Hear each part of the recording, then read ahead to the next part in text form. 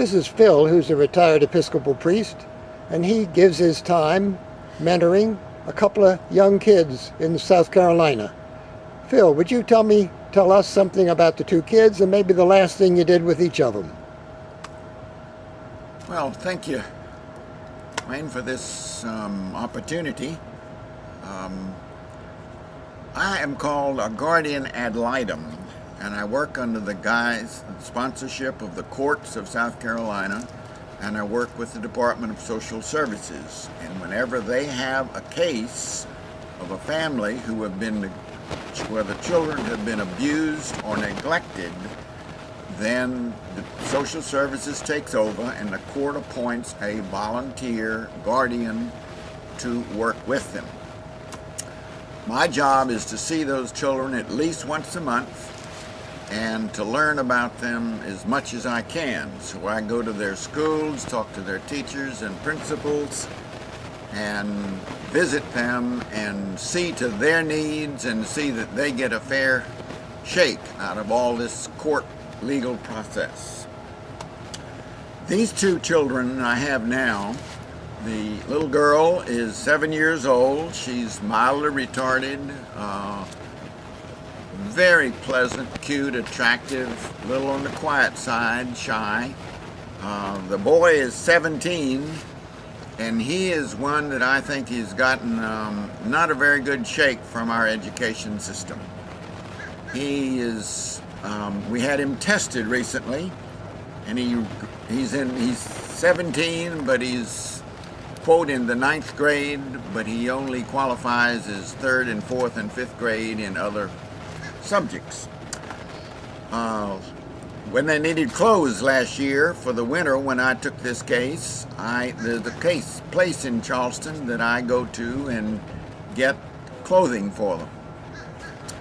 I cannot take them anywhere in my car because of insurance, so I have to see them. The little girl likes to talk. The boy is shy and he's active and he just doesn't want to sit still. But I brought him a bicycle because he didn't have a bicycle. I knew a friend who had a bicycle and got that. I brought him an MP3 or M6P or some kind of electronic gadget that these teenagers have. And I brought him a wristwatch so he could learn how to tell time. They're great kids to work with. It's been a lot of fun. I try to see them, and he is with his aunt, who is educated, and his aunt's sisters are educated, and this child is in a very good foster care home now. The first one we put him in, we had to remove him because it was not good care. Now he's in good hands, and I enjoy talking with him on the telephone and enjoy visiting in his home. Okay, good story, and tell us a little bit, what was the last thing you did with the girl? Last thing I did with the girl was to say, it was your birthday last month and I forgot it.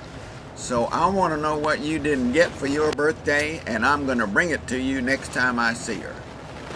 Good. Phil, how do you see God at work in what you're doing? Well, I certainly couldn't do it without the Lord's help, because there's no book. Although I went through a 6 months training to be a guardian, every situation doesn't see. So I pray. These children happen to be in a home where the little girl sings in the choir and loves it, and the family takes them to church every Sunday.